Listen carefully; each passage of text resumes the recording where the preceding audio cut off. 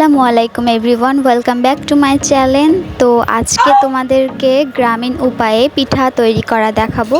So যদিও পিঠাটা আমি নিজে তৈরি করতেছি না, আমার মামি, মামা আর নিজের মামি মিলে তৈরি করতেছে। অ্যান্ড আমি জাস্ট ভিডিও করতেছি অ্যান্ড তোমাদের সাথে শেয়ার করতেছি।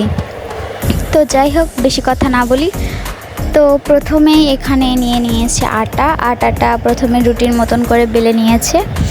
তো প্রথমে তোমরা আটাটা রুটির মতন করে বেলে নিবা অ্যান্ড তারপর রুটিটা যখন একদম পারফেক্টলি হয়ে যাবে, বড় হবে, মানে বেশি পাতলাও করবা না, বেশি মোটাও করবা না।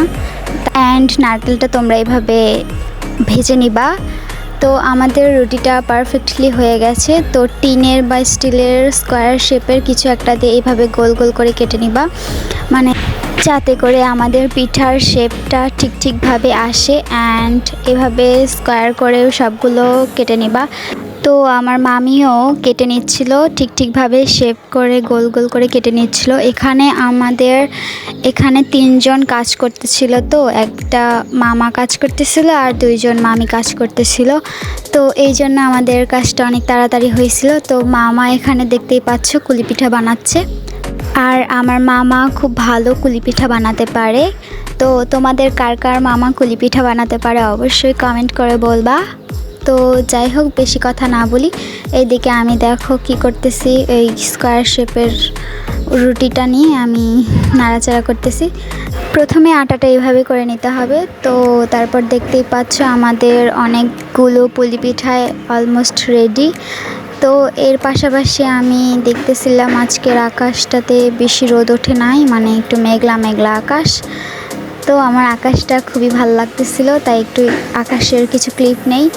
তো তারপর আমাদের পুলি পিঠা অলমোস্ট ডান, আরও বাকি আছে, মানে মোটামুটি হয়েছে, আরও বাকি আছে।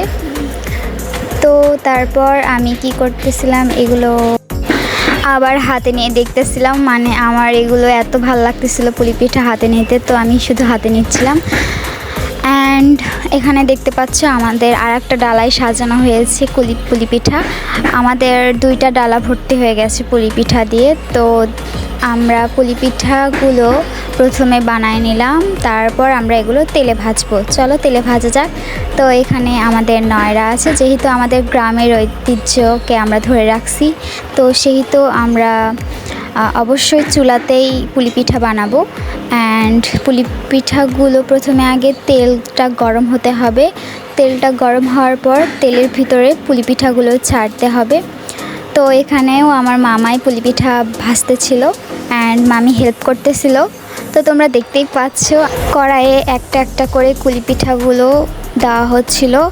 তো কড়াই প্রথমে আগে তেলটা গরম হওয়া লাগবে, না হলে কিন্তু পুলি পিঠাগুলো হবে না।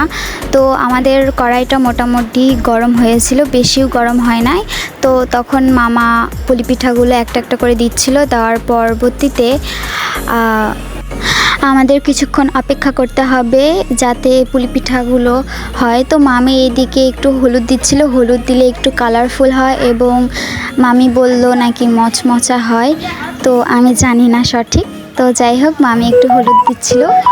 তো তোমরাও হলুদ দিতে পারো অ্যান্ড না হলে এটা স্কিপও করতে পারো, মানে দিতেও পারো নাও দিতে পারো, এটা তোমাদের ইচ্ছা। তো তারপর মামা সবগুলো পুলি পিঠাগুলো ভালোভাবে দিচ্ছিল। দেওয়ার পর কিছুক্ষণ ওয়েট করতেছিল যাতে এই পাশটা ঠিকভাবে হয়। অ্যান্ড আমি তার মাঝে করতেছিলাম কি বাহিরের ওয়েদারের আবার কিছু ক্লিপ নিতেছিলাম, কারণ আমার সবসময় আকাশ ভিডিও করতে অনেক ভালো লাগে অ্যান্ড আমি অবশ্যই স্কাই লাভার বলতে পারো। তো যাই হোক, বেশি কথা না বলি। তো এদিকে আমাদের অলমোস্ট গরম হয়ে গেছিলো। তো তারপর মামি এসে উল্টায় দিচ্ছিল।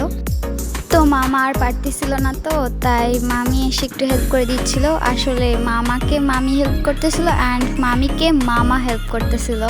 তো ভালোবাসা না থাকলে কখনোই এটা সম্ভব হয় না, যে মানে হেল্প আসে না। তো যাই হোক, এদিকে দেখতেই পাচ্ছ এখানে আমার মামি কীভাবে সুন্দর করে ভাজতেছে। তো এদিকে দেখো আমাদের নানির বাড়ির কিছু মুরগি আমাদের ক্যামেরাতে হাই বলতে এসেছে। তো তোমরা সবাই মুরগিগুলোকে হাই দাও। অ্যান্ড তারপর আমাদের মোটামুটিভাবে হয়েছে, এখন এগুলো পাতিলে তোলা হচ্ছে। তো তোমরা অবশ্যই এই রেসিপিটা বাড়িতে ট্রাই করবা অ্যান্ড কমেন্ট বক্সে অবশ্যই বলে যাবা যে তোমাদের কেমন লাগছে খেয়ে। তো যাই হোক, বেশি কথা না বলি, এদিকে দেখতেই পাচ্ছ মামি সবগুলো পুলি পিঠা পাতিলে তুলছে। তো পরে এইটাকে কি বলে, ছাঁকনি না যাই হোক যেটাই বলুক, আমি তো চিনি না। তো আজকের ভিডিওটা এই পর্যন্তই। পরবর্তী ভিডিওর জন্য অবশ্যই চ্যানেলটা সাবস্ক্রাইব করবা অ্যান্ড লাইক কমেন্ট শেয়ার করতে ভুলবে না। আল্লাহ হাফেজ।